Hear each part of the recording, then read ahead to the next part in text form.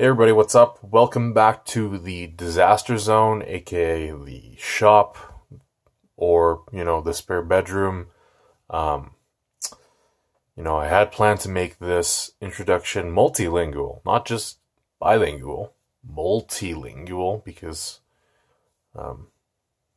reasons. But ain't nobody got that much time in the day for all my mistakes and screw-ups, and I don't frankly have enough battery or space for all the bad takes that would entail, or that may have entailed slightly that I just gave up on. Anyway, so today we're here to talk about. No, I'm kidding. Get that garbage out of here. Actually, in all respects, these do have their place, and this one is quite nice. That's a story for a different day. This video today is about this guy. This has been a long time coming. Not only in that you waited over a minute to see this before I got to the point, but it's been on the list for a while. More about this bit later. This is the let me see this. The Scrapyard INFI, mind you, Dog Soldier, limited run, we'll put it that way, with the new business model that Bussy's been operating under, that they sort of only do sprint runs now. Which is unfortunate, but I managed to get in on this one. Now this is pretty much all I've ever wanted in a knife. I had debated going with the blue powder, but that's a story for a different day. This is very fitting with the local motif of black coat, black handle, whatever. So this is a Bussekin knife, basically. You can tell it's a Scrapyard primarily from the Res C handle, which, mind you, very comfortable. Not as soft as I thought it would be, but still incredibly comfortable. Lots of space to choke up or to get into the batoning grip, I guess. Yeah, this one has the. I actually don't know. This looks halfway in between the snag-free choil option and the square choil. They had a bit of a hiccup with their shopping cart at the day, so apparently lots of people that ordered this guy. Not that it was a no-charge option anyway, got the snag-free choil. It's not a big deal to me. I don't actually care, because either way they're incredibly functional. Again, continuing on, you can tell this is a Scrapyard design because it's a flat saber grind as opposed to the full flat of a standard Bussy for the most part. This one has a fuller and a fairly standard blade geometry, as far as I can tell, for like an outdoorsy type of knife. And if you excuse my reach over here, excuse my lack of any sort of good caliper here. We'll go like a 7/32 sort of stock, or for illiterate people like me, 5.5. Let's call it 5.5 plus 1/10 of a mil in worth of coating, probably. Yeah, excuse this. I'm not AV and I can't afford Minty Toyos. It's a flat saber grind. Comes down nice and fairly decently thin, but this again is an outdoorsy knife. Primarily intended for sort of outdoorsy work. It doesn't have to be particularly small or delicate. It's just under a foot, totally. Yeah, just under a foot in total length. I keep knocking stuff off my table. I really got to clean this mess up. Just under a foot in total length. Just about. It's more or less a 6-inch blade. Yeah, so this sort of fills the, to borrow a term from the 80s, the cruiser gap between, you know, between this guy over here, the SE4, yeah, had to check, and like a full-size machete that I have, you know, about 5 feet that way, that I just can't quite reach. Yeah, it's and more importantly, it fills a role in that I am like a formerly low-key steel snob, and this is let's be honest, everybody who's sort of affected my development as a knife nerd has one of these. Yeah, it's something that it could be a collector piece, and I know that Bussekins tend to appreciate in value a little bit, but that's sort of missing the point, I think, of INFI, wherein you basically just sort of go through it with your knife instead of any sort of practical terms. And yeah, it's an INFI knife has been something I've wanted since the beginning of knowing what they were. You know, you can. It's a pretty interesting feeling sitting here and knowing that this can go through literally almost everything on this table. I'm fairly confident in saying there's a couple things that are that have a high tungsten carbide volume, so maybe not those. And a couple like tool steel bits, not super important, but it's a very interesting feeling knowing that you can just literally cut through like anything you want by just having this guy, and then it sort of just laughs at it. Maybe not so much this piece of junk, but yeah. Moving on. Now this is let me talk about this briefly, but this normally is to steal a great comment that I saw on the internet. This is a Bussie featuring the fantastic factory sheath. Yeah, okay. I thought that was funny. This is a nice little bit of Kydex I had made locally by a guy who's just basically just starting out in terms of Kydex. So it's not as polished as some of the other sheaths you'll see ever. Just turn this away so I don't kill myself.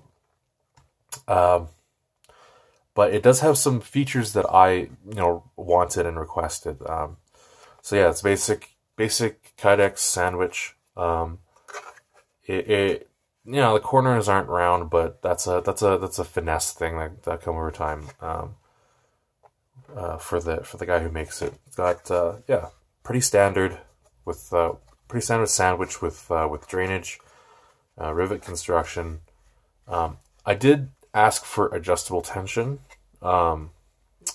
in case of future issues, and then I discovered it kind of doesn't actually work so good. So it is there and it does actually work, but the overall draw is pretty heavy, and I'll go into that in a minute. Now this has Tech Lock mounting on it, because that's what I like. Now, interestingly, the package only sort of came with the 3 matching, so this is stolen from somewhere else. Not a big deal. And the main, I guess, feature of it is this raised platform that attaches to the holster itself. The holster? The sheath. I'm sorry. The sheath itself. And it offsets it a little bit. That gives you a little bit of idea what's happening here. To drop the carry a little bit, and also to bring the tech lock in and make it a bit more secure. Now, my reasons for doing so, again, relate to the SE sheath. Now, I have heard that SE has moved on to those garbage, depending who you are, injection molded sheaths. I happen to be quite a big fan of this one.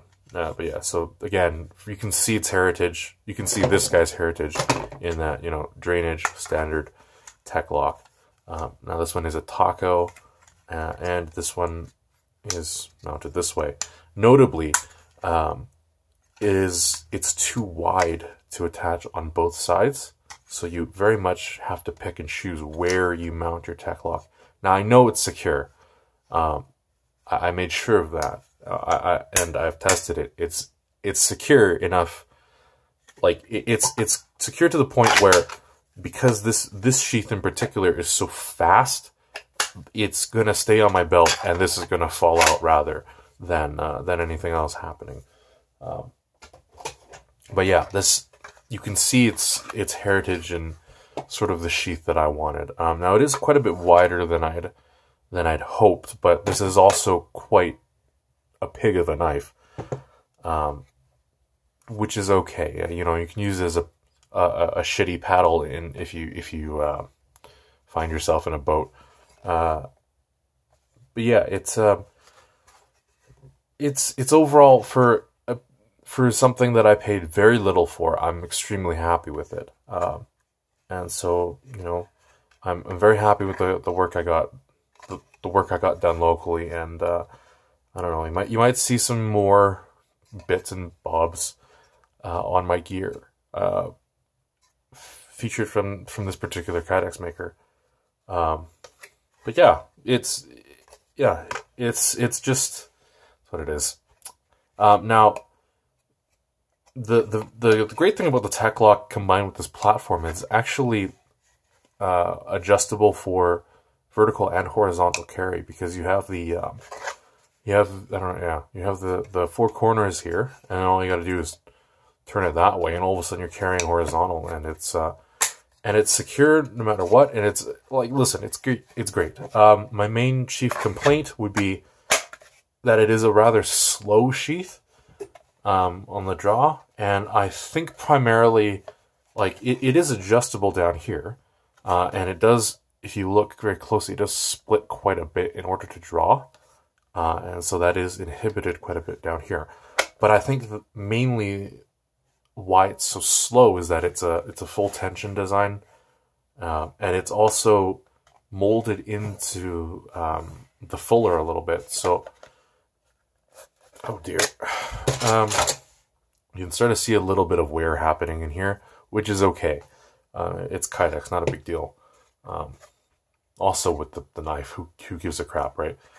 So it is kind of a slow sheath design, but it is exceptionally secure, and I'm totally happy with it. Yeah, pretty much no appreciable negative rattle, in the sense that you know, some holsters. I keep saying holsters, man. I don't know. I don't know what's wrong with me. Having a coffee today. Some sheaths will rattle to the point where they'll, especially the injection molded with, and especially on top of that, glass-filled nylon sheaths, which are materials-wise a better choice because of durability features and etc. etc. But in terms of negative to your edge retention, yeah. So some of them will. You'll rattle them into the sheath, and they'll dull themselves. Given that this is a sandwich construction, not super worried about that, because it'll just open the Kydex a little more, We're only kind of into a problem when we get down to the brass rivets down here. Again, not worried, not in the slightest. So yeah, great sheath. And yeah, this video again is a long time coming in that mainly that I'm poor, and also that the secondary market for these guys is really friggin' hot. So yeah, this is just a peek at something that I really honestly thought would never come around for me, especially in something so, you know, perfect to my knife sensibilities, you know. And I mean, I look forward to in the future coming back and showing, you know, all sorts of scars all over this, and really enjoying it. But for now, you know, you have to look at it in more or less pristine condition before it goes through, like, say, a car or something like that. So yeah, thanks for coming around. I'll work on that multilingual introduction next time. I've got some pretty interesting ideas and complete lack of ability to speak most of the languages that I'm supposed to be able to speak. If you know, I am Canadian, and technically speaking, I'm supposed to know French. I'm also supposed to know Cantonese, and I'm also supposed to have been studying German and Japanese. Listen, languages are hard, all right? There's enough other crap on the table. So let's just take a minute to appreciate this before the next time I come in and flub a bunch of lines.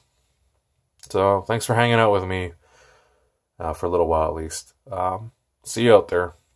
See you and more importantly, hopefully, see you at the next video. Thanks.